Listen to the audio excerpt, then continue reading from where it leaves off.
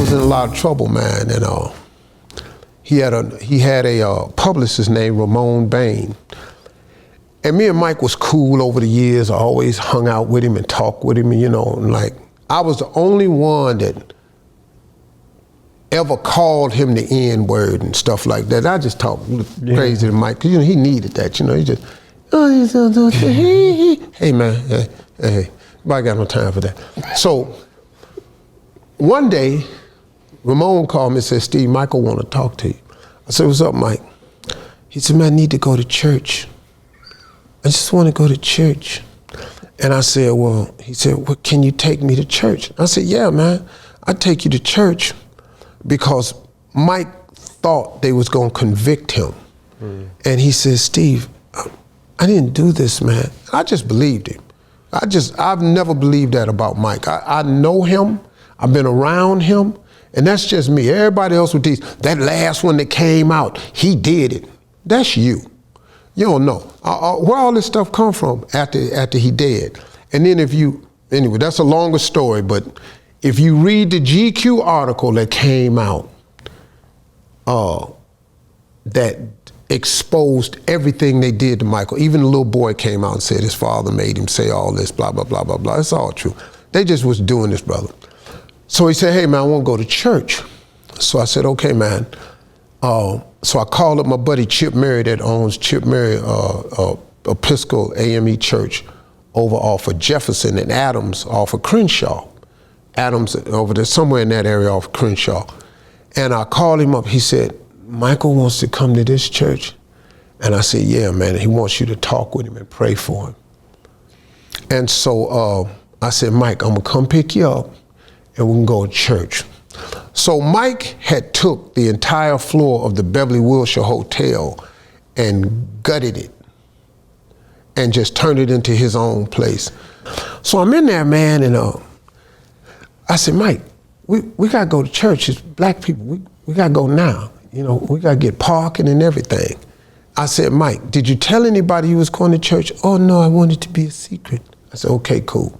I told Chip Murray, man, we get in the car. No, first Mike goes to get dressed, and he comes out dressed, and I went, Mike, what you got on? So where you going, man? What is this you wearing? What's the matter? This is my suit. I said, what you dressed like Captain Crunch for? Where's you going with all these bars on your shoulders? That's no military. We're going to church, man. You got one stripe on one leg. I said, where your suit at, man? Black people, we wear suits, ties. This is all I got. Steve, this jacket is $20,000. I'm going, what? The dude would spend money on stuff. So I'm laughing at him. So we go get in the car. He said, man, this is great, man. Are they good? Do they have a great choir? I said, man, they be jamming. So we get down off the 10 and we turn on Crenshaw, and it's cars from the 10 all the way down Crenshaw, all up Jefferson Avenue. People all on the side. Where, Michael? I'm going, what the hell? I said, Mike, I thought I told you, ain't tell nobody. I never opened my mouth. Well, the preacher told somebody Michael was coming, and the word got out. Let me tell you something, man. It was people from Belgium, Argentina, Amsterdam, signs from everywhere. People from all over the world flew in to see this guy go to church.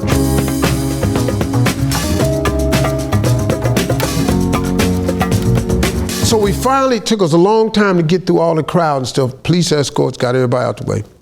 We get to the church, it's packed. This Easter. It's a regular Sunday, it's Easter in here, man. It's packed. So before the service start, I get him in the back with the preacher, Chip Murray. Chip Murray prayed for Michael. He told us, Mike, you're gonna walk away from this. He said, God knows what you did. You good, brother, you ain't good. And he was so worried, he prayed for him. Mike said, man, he says I'm gonna walk away. So that's what these people, he talk God all the time. With this black church, man. So we went and they had a seat for us in the middle. And we sat down And boy, this choir came out and they was jamming. And Mike's hair was in his eyes and Mike was just sitting there just rocking, man. He was getting it, man. He said, "This is great, man. This is great. Oh my God, what are they doing?" He knew every instrument. Man, they went from a D to an E flat. This is amazing. What? You heard that? I don't, dog, he was in there, man. "Oh my God, why are those people jumping up and down?" I said, "They shouting." "For what?" "Well, probably because you here." It was funny, man. So the whole church service, he was just rocking, man. He loved it. Michael said, "Steve, I'm ready to go." I said, "All right, man." So I told security, "Go get the car, bring it around." We walking out there to get an umbrella for Mike and all this here. We walk to the car and we get in the car. I say, "Mike, listen, man, it's people all the way down here. I just want to shake their hand." I said, "Mike, you can't shake these people's hand, dog. You know where we at? We're Crenshaw. This ain't what we finna do." So Mike's sitting over there and this ass rolled the window down. He over there by himself. He rolled the window down. Man, these people was reaching in there, tearing his clothes off. They're pulling me. I said, "Roll your window up." Shut up all that whining and shit. "Mike, and roll your window up. You're gonna crush their hand." Man, their hand. But I got that window up and this dude's hand was caught in the window.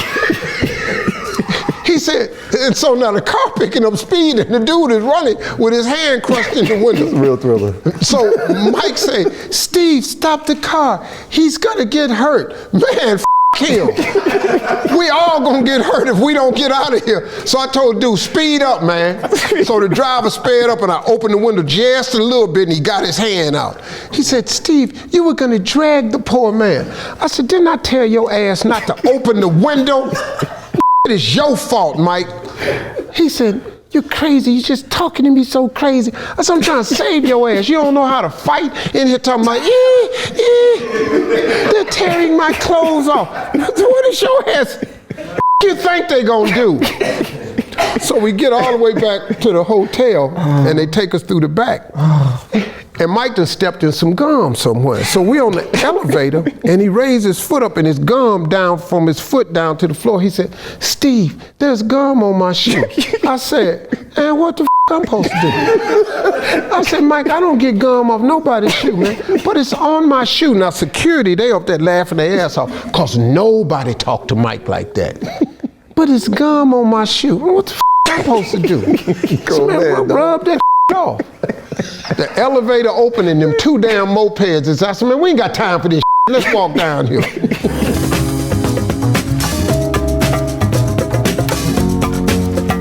I spent my whole career writing my own. I bought 2 jokes in 30 years. You said bought them? Bought 2 like jokes. Off of writers? Oh, okay. Yeah, off of a writer. Gotcha.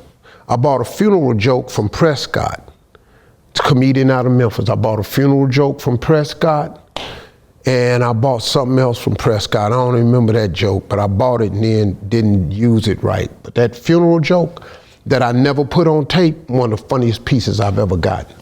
It was just, going to a black funeral and, and then funeral homes, like back in the day, we lived in the hood, you had to take the body to the funeral home. They didn't do pickups.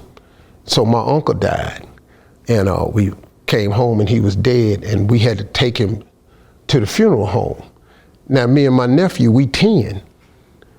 And my mom and daddy in the front, and they propped my uncle up in the back, sitting him up, and they put us on each side so he wouldn't fall over.